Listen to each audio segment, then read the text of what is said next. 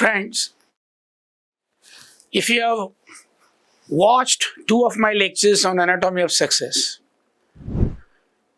then I would like to tell you that this is the continuation of the same lecture series, and this lecture series will be enriched by now few more lectures like this. Now, in the first lecture of anatomy of success, I asked you a question that everybody wants to become a successful person. No doubt about that. But success in any project depends on what? That was my question.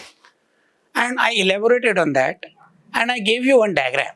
I said that success in any project depends on what kind of efforts you are likely to put in. So, success depends on efforts. If the efforts are high, the level of success is also high. Now, efforts that you are likely to put in any project depends on what? It obviously depends on what kind of goals you have kept for yourself. If your goals are high, your efforts will be higher, and then the level of success that you achieve will be higher. The million-dollar question which I asked you in the first lecture was, goals that we choose for ourselves depend on what? It all depends upon what we have thinking about, what am I capable of, I am not capable of. I call it a self-image. Sum total of all the beliefs about your capacity. These are the things I can do, these are the things I cannot do. Very simple. So I have a certain image about myself, and that is called self-image.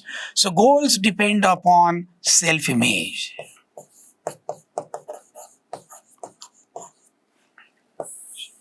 So the diagram is very interesting. Success depends on efforts. Efforts depend on goals. Goals depend on self-image. Now, suppose your self-image is low. That means ordinary. I am an ordinary man. If self-image is I am a low, that means I am an ordinary person.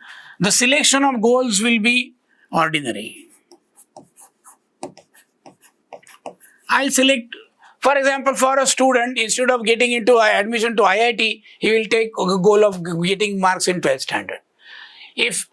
So that is kind of goals. The goal selection depends upon the self-image. If the goals selected are ordinary, the efforts will be lukewarm.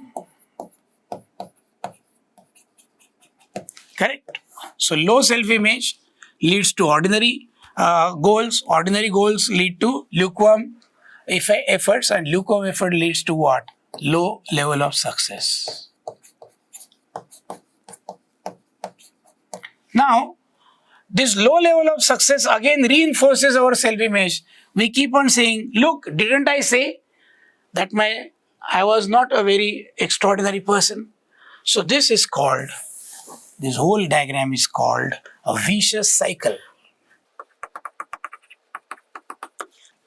Not only a student, everyone in this world is a victim of this particular vicious cycle. And this vicious cycle, if at all it can be broken only at this particular stage. And in my next lecture, I asked you to examine how our self-image is formed. If we think I am capable of this, I am not capable of this, what is the reason behind it? So all these self-image is a creation of our past experiences. Actually, experiences are not responsible because the world comes to us through 2 channels. Number 1, something happens in our world. Something happens means what? It happens somewhere and it happens at some time. So it has got 4 coordinates. It happens somewhere, that means it has got x, y, z coordinate. And it happens at some time, that means there is a time coordinate also.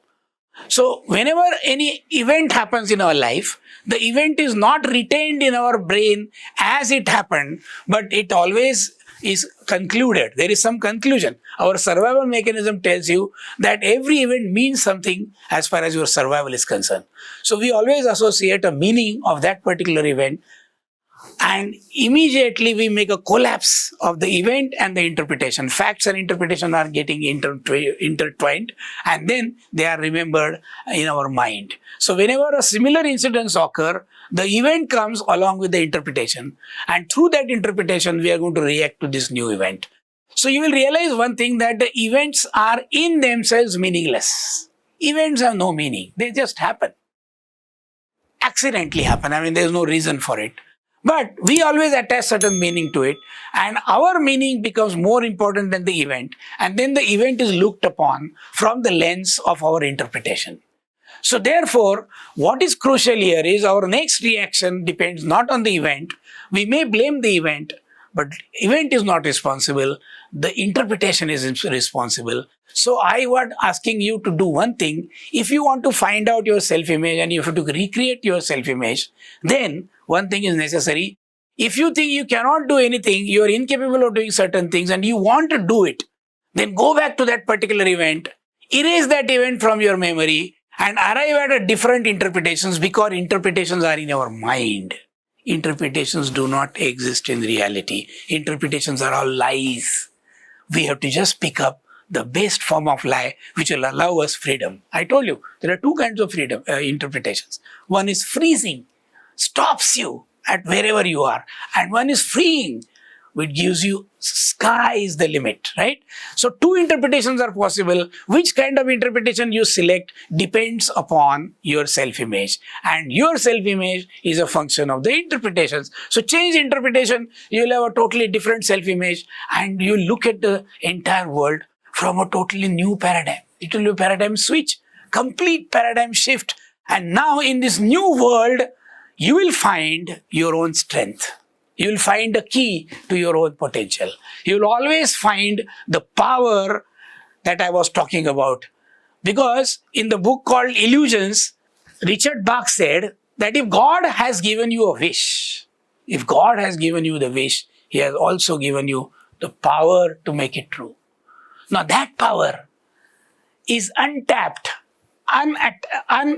unassailed. Why? Because your self-image prevents it from it. So the moment you change that self-image, then that power is available to you. Enormous power is available to you. So you feel energetic. You feel I can do anything. You see that I will fly anywhere I feel like. Fantastic. Now the question is, where will you fly? What are your new goals? What are the new horizons that you are trying to stall?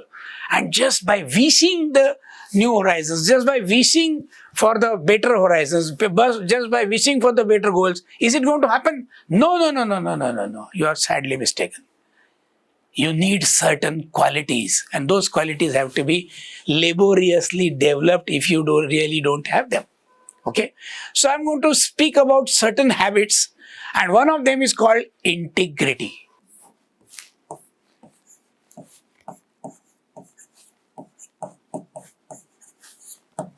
What is integrity? To give you a definition of integrity is very simple. Integrity means doing exactly what you said you will do. Doing exactly what you said you will do is called integrity. No matter what. If you say something, do it. Doesn't matter the consequences.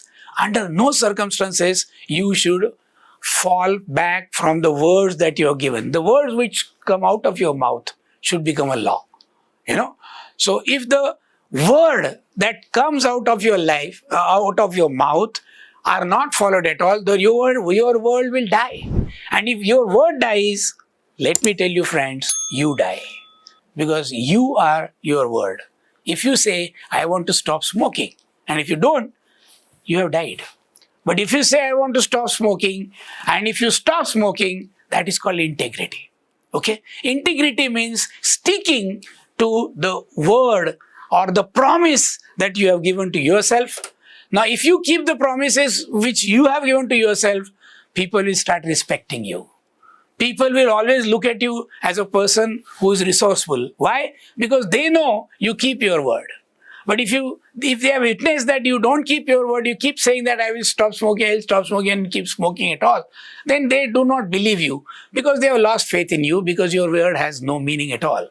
So your word, if you want that word to become a law of the nature, when you say I promise something, you are creating some future in front of you. It's a new beginning. When you say I promise ... in other words, you are creating a new world for yourself which will be created out of that promise. And that new world will be yours provided you keep that promise. And keeping that promise is called integrity. So integrity is something which gives you the ultimate value in the society. It gives you ultimate value for yourself. Your confidence will increase 110 times whenever you make a small goals or small wishes and you declare them openly that this is what I am going to do. And if you do that, your confidence will increase monumentally. So the first thing is what? The integrity. So integrity is again and again I am asking you, if you say something, keep on saying something, create a new world for yourself, create a new habit. You may say something very small, which is different from the ordinary. You have not done something, but you want to, so for example, suppose you are running, so 12,000 steps you are walking every day, okay? And you just increase it by say 1,000 and say, instead of 12,000, today I am going to walk 13,000. And that small increment is there, but if you do that, that means you have kept your word. And if you have kept your word, your word has become a law. And the kind of power that your words will carry will be enormous, right? So I want you to develop the habit of being integral to your own wishes. So now, even though you have a freedom, you know you can do anything. You can do anything, you can create anything, but in order to create that anything into reality, you have to have certain factors which are responsible for creating this future. And one of the most important factors is what? The integrity. Now, many times we have to take decisions. Now, decision is a very important word. I take a decision. I take a decision means I decide. Now, the word decide is very interesting. I mean, one day I was thinking, this word decide has a spelling D-E-C-I-D-E. It is made up of two words, D-E plus C-I-D-E. Now, that C-I-D word is really frightening because the word appears in all kinds of negative phenomena. For example, side comes in suicide. It comes in genocide. It comes in homicide. Now, here, suicide means killing yourself. Genocide means killing all the people around you. Homicide means killing somebody, right? So why this side, which appears in these all negative wrong words, comes in the word decide? Think about it. Very interesting.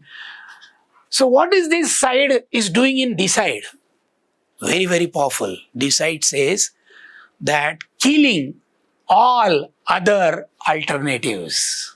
Once you say this is what is going to happen, then everything else is killed at that particular moment. And if you are capable of killing all other alternatives, then you say you have decided. That means any other alternative is not left at all. I have to do this. Suppose I say, I want to become a multimillionaire. That is the only thing left for you. You cannot do anything. Anything less than that is already killed. If that is what, that kind of power you bring to the word decide, then your decisions will become the word of law. You know, law of the world, and the world will listen to you. And you will become Dhirubhai Ambani, or Ratan Tata, or Alibhai Premji, or the people who have created this world and made it more beautiful, right? Created thousands of employments, they are really contributed in changing the world at all. And if you want to do that, just remember two things, the meaning of the word decide and the meaning of the word integrity. Just bring these two words into your life and your life will transform. Thank you.